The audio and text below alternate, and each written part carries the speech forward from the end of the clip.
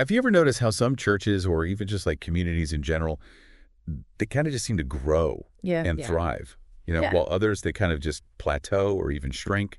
What causes that? Like, what are the factors? What's going on there? Right. Today, we're going to be diving deep into a specific field that asks that very question. Yeah. The church growth movement. Yeah, this will be fun. This is your guided tour into the history and the ideas behind this really influential approach to missiology, the study of how the Christian church carries out its mission. Right. Our primary source for this is going to be this document called 029 Strategies for Church Growth.pdf. Okay. This is our blueprint as we unpack this whole thing. So, we'll be talking about the key figures, the moments, the principles that have shaped how people think about church growth, about church expansion. We're going to pull out the essential stuff, the aha moments, without going into too much detail. Right. Ready to go? Absolutely. Let's go. All right. So this journey really starts with Donald McGavran. Okay. He is the guy, the wellspring of the church growth movement. Yeah. In 1923, he started doing missionary work in India. Oh, wow. With the United Christian Missionary Society.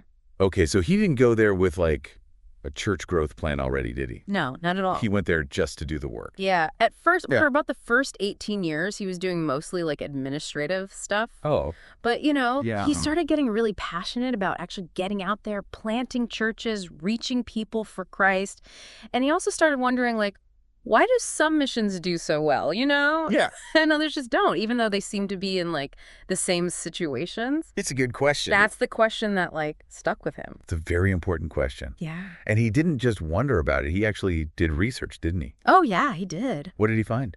He did a big study of 145 different mission stations all across India. Wow, that's a big study. Yeah, and what he found was really interesting. Okay. Only 11 of them, just 11, were growing as fast as the population in their areas. Oh, wow. That's a really small number. I know, right? But here's the thing. 9 of those stations had actually doubled in size in just 3 years. Yeah. And they were growing mainly because adults were converting to Christianity. Oh. So it was real growth, not just people moving around. Yeah, real conversion growth. That's so interesting. It is. And, he did this research with a guy named J. Wascom Pickett. Okay. He was a Methodist missionary. Interesting. Yeah. Pickett's input was really important to McGavran's early thinking. That's interesting because I remember reading that McGavran would often say that Pickett lighted his candle. Yeah, exactly. So he was giving him credit for that collaboration, for influencing him, for kind of sparking that. Right. It was definitely a collaborative thing, how these ideas about church growth came about. Yeah. So McGavran sees these different growth patterns, some thriving, some stagnant, and he's got this big question on his mind. What was the question? How can you have growth and no growth in the same situations with missionaries who seem to be equally faithful?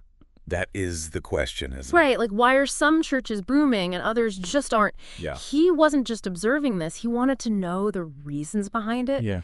So the interesting thing here is not just the slow growth overall, but that some churches were thriving through conversions, while most weren't. Yeah. It showed him that just working hard wasn't enough. Right. There had to be something else going on. And this wasn't just some academic thing for him, right? No, not at all. There was real urgency to this. Absolutely. He was worried that we were missing opportunities to share the faith. That's why he stopped focusing on administration and threw himself into research and planting churches. Yeah, he was a man on a mission. He really was. So all this research and thinking led to a really important book, the one that kind of launched the whole movement. Exactly. In 1955, he published The Bridges of God. Okay. And it's widely seen as the book that really started the church growth movement. Okay, so the term church growth, it seems simple, right? Yeah, at first glance. But within the movement, they had a very specific way of defining it. Right. They wanted to be precise. Okay. The North American Society for Church Growth, which is now the American Society for Church Growth, Okay. they put a detailed definition in their constitution. Okay, so let's hear, what do they say? Well, it was heavily influenced by C. Peter Wagner, Okay. the Society's founding president, Interesting. and they had 5 main points. Okay. First, they said church growth is a real academic field, Okay. like a proper area of study. Yeah, they were legitimizing it. Exactly. Right. Second, they emphasized making disciples. Okay. So it's not just about people saying they believe. Yeah. It's about them becoming active members of a church. Yeah, responsible church membership, I think was the term. That's right. Okay. Third, it's all based on the Bible. They come from a conservative evangelical tradition, where the Bible is the ultimate authority. Yeah. Fourth, they think you can use things like sociology and demography, like social sciences, to understand growth. Okay. This was influenced by Alan R. Tippett's work. Interesting. They knew these weren't strictly biblical, but they thought they could be helpful. Right. And finally, they said the movement started with McGavran's work in India. Okay, so they acknowledged him as the founder. Exactly. That's a very comprehensive definition. It is, but, it doesn't quite capture the real passion behind it all. Right, you mentioned that before. Yeah, McGavran's main concern was evangelism. Yeah. He wasn't trying to create a movement or tell people to use specific methods. Yeah. He believed that if we did evangelism right, the way the New Testament teaches, then we'd see more disciples and more churches. And that would be like the natural result, right? Exactly. He saw so many efforts that called themselves evangelism, but didn't actually lead to new believers joining churches and growing in their faith. So for him, church growth was the result of good evangelism. It wasn't just about numbers. Exactly. Wagner, in an earlier definition, put it this way. Church growth means all that is involved in bringing men and women who do not have a personal relationship to Jesus Christ into fellowship with him and into responsible church membership. I like that, yeah. It's about bringing people to Christ and into the church. It's about seeing results. McGavran called it Great Commission missions. Okay. It's all about fulfilling the Great Commission. Yeah, so like the church growth movement is really all about making evangelism effective. Right. And leading to the expansion of churches. Exactly. And it all started with McGavran in 1955. That's right. His work was the catalyst. Okay, so, we've got this book in 1955, The Bridges of God. That's kind of the official start. But, it didn't just come out of nowhere, right? No, of course not. There were things that came before that kind of set the stage. Yeah, like other people and ideas that influenced McGavran. Absolutely. One big one was this emphasis on evangelism. Okay, so evangelism has always been important in Christianity. Right, from the beginning. Yeah. Think about missionaries like William Carey and Henry Martin and the student volunteer movement. Okay. They all stressed that the goal was to see people convert. Okay. To have individuals come to Christ. Yeah, like a personal decision to follow Jesus. Exactly. Okay. That was the foundation of missions for a long time. Yeah. And it definitely influenced church growth thinking. Okay. Then there's this idea of ecclesiocentricity. Ecclesia what? Ecclesiocentricity. Okay, that's a mouthful. It is, but it basically means focusing on the church. Okay, so not just on individuals. Right. It's about planting churches. Yeah. And making sure new converts have a community. Yeah, a place to grow and be discipled. That makes sense. It's a church-centered approach to missions. Okay. Guys like Henry Venn and Rufus Anderson were big on this. Okay.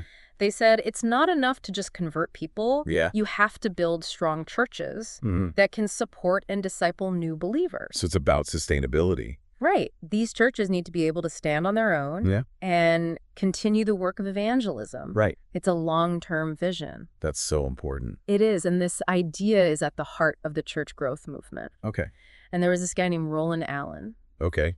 What about him?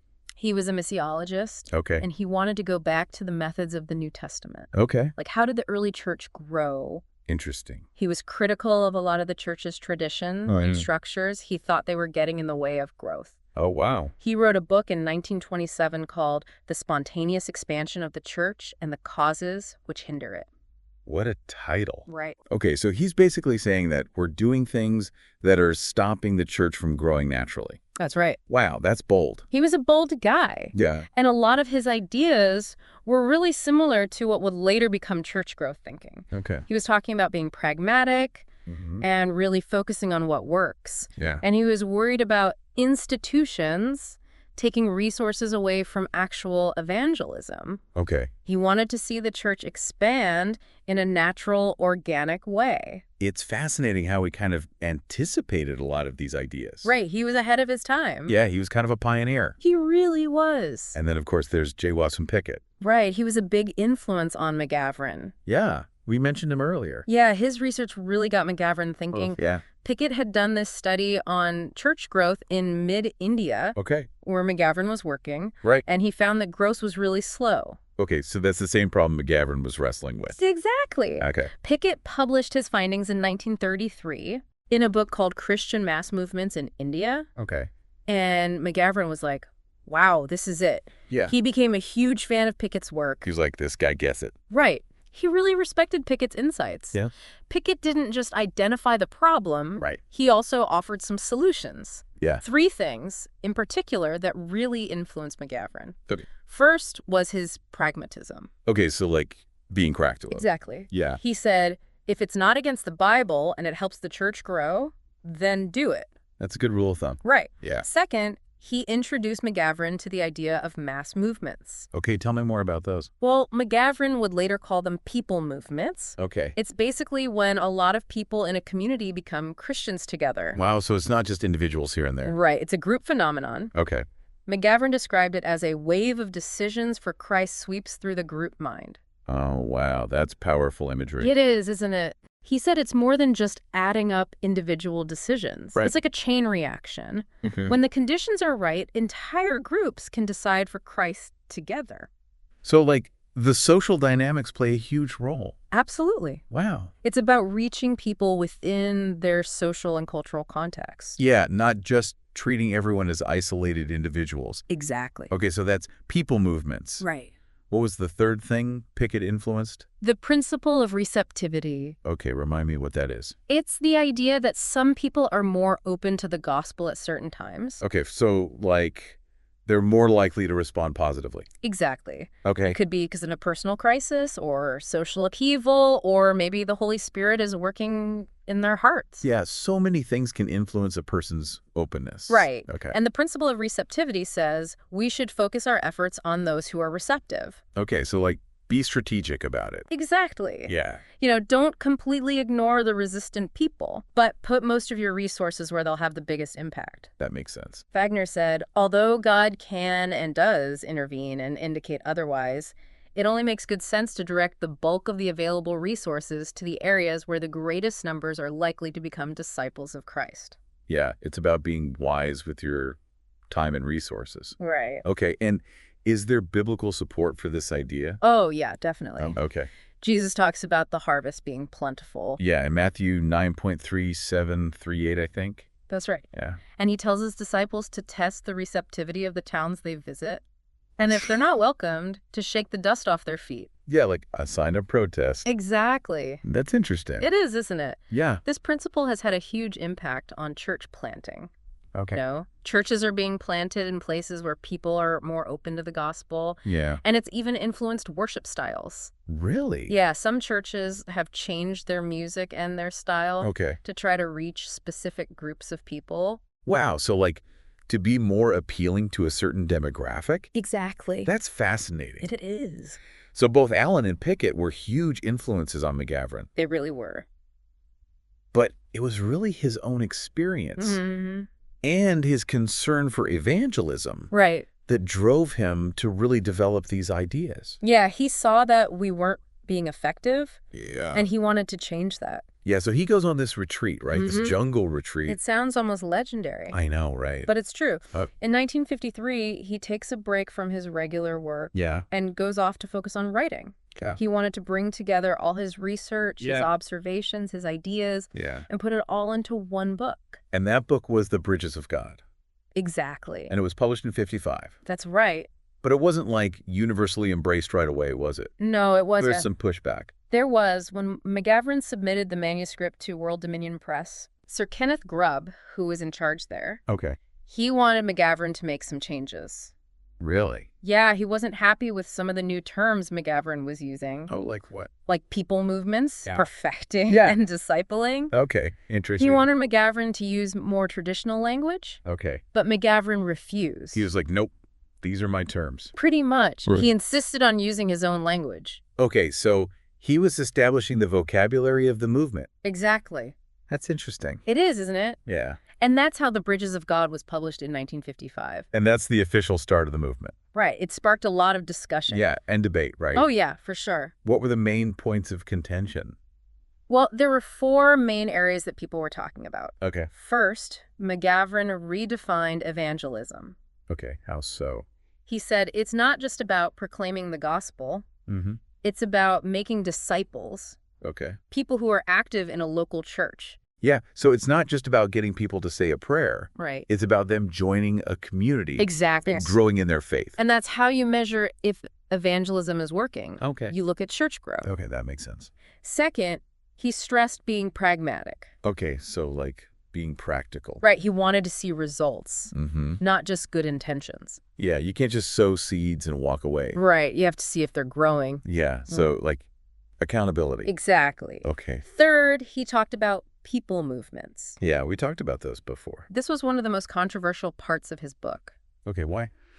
Because it challenged the way a lot of missionaries were doing things. Okay. They were focused on reaching individuals. Yeah. But McGavran said, no, we need to reach whole groups. Okay. We need to understand their culture and their social dynamics and work within those structures. That's a big shift in thinking. It is. Yeah. And finally, he talked about the difference between discipling and perfecting. Okay, so remind me what those mean. Discipling is bringing people to Christ and into the church. Okay. Perfecting is the ongoing process of growing in holiness. Okay, so like becoming more Christ-like. Exactly. Okay. McGavran said we need to focus on discipling first, Okay. get people into the church, Yeah. and then worry about perfecting later. Okay, so like prioritize the initial conversion and integration. Right.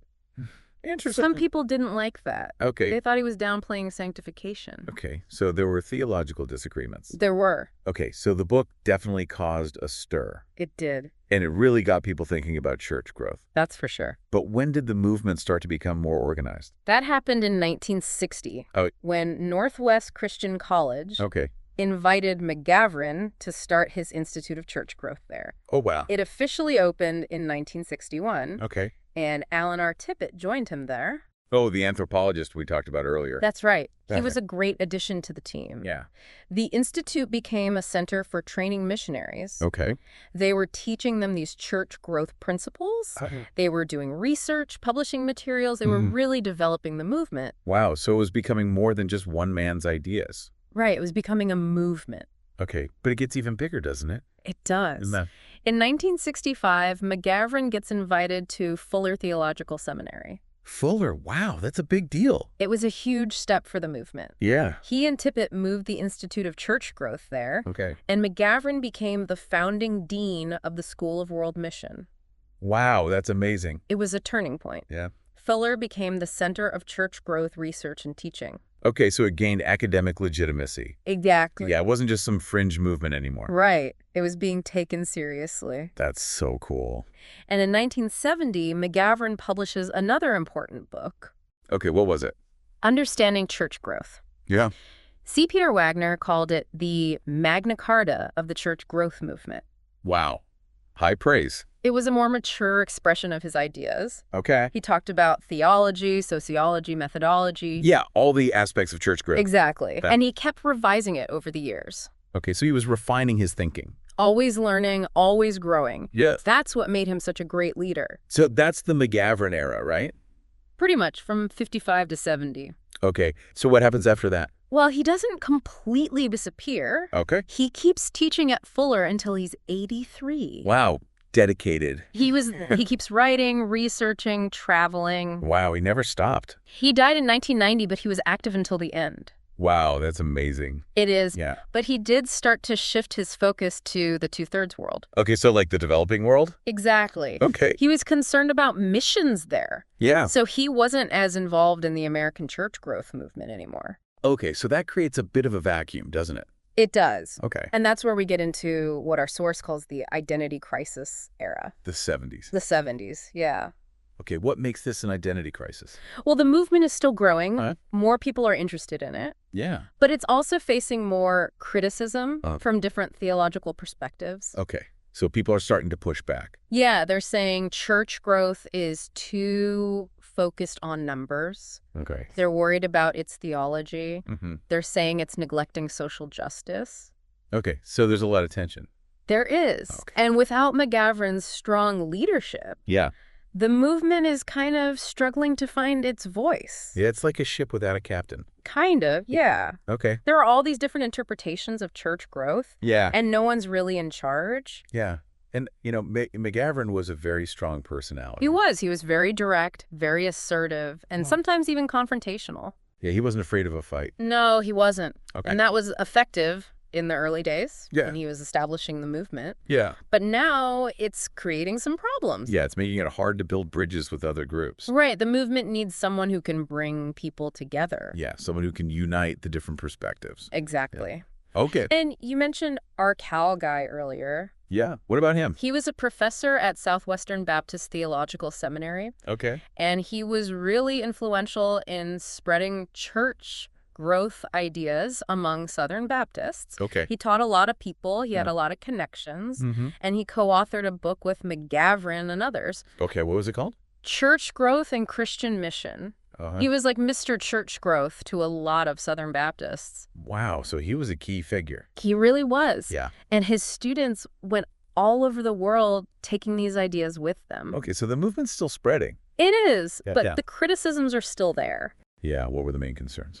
Well, a lot of people were saying that the movement's approach to the Bible was too shallow. Okay, so like they were reading it too literally or something? Not necessarily literally, Okay. but they were focusing on results. Yeah. And they were interpreting the Bible in a way that supported their methods. Okay, so the methods were driving the interpretation. Kind of, yeah. Okay. And they weren't giving enough weight to things like grace and the cost of discipleship. Yeah, so they were being accused of being too pragmatic. Exactly. And they were also being accused of neglecting social ministry. Okay, so like not caring about the poor and the oppressed. Right. Some people were saying, where's the gospel in all this? Yeah, is this really what Jesus would do? Exactly. Okay, so by the late 70s, the movement is at a crossroads. It is. It needs a new leader. It does. Someone who can address these criticisms and build bridges with the wider theological community. Right. Someone who can take the movement forward. And that's where C. Peter Wagner comes in. Exactly. The Wagner era. The Wagner era. Yeah. Okay, what makes this a new era? Well, he kind of rescued the movement. Go. It was in danger of fading away. Really? Yeah, it was losing momentum, but Wagner brought it back to life. Okay, how did he do that? He wrote a book in 1981 called Church Growth and the Whole Gospel. Oh, interesting. That book was a game changer. Okay, what was so special about it? Well, first of all, it was a direct response to the criticisms. Okay, so he was taking them seriously. Yeah, he wasn't ignoring them. Yeah. He was engaging with them. Okay. And second, he wasn't being confrontational. Okay. He was more open to dialogue. Yeah, like trying to find common ground? Exactly. That's... He defended church growth principles. Yeah. But he also acknowledged the value of the criticism. So he was trying to build bridges. Yeah, he was trying to bring people together. Okay, and it's funny because Wagner wasn't always a fan of church growth, was he? Oh, no, not at all. What happened? He was a missionary in Bolivia, Yeah. and he read The Bridges of God. Yeah. And he hated it. He hated it. He called McGavran a quack. Wow.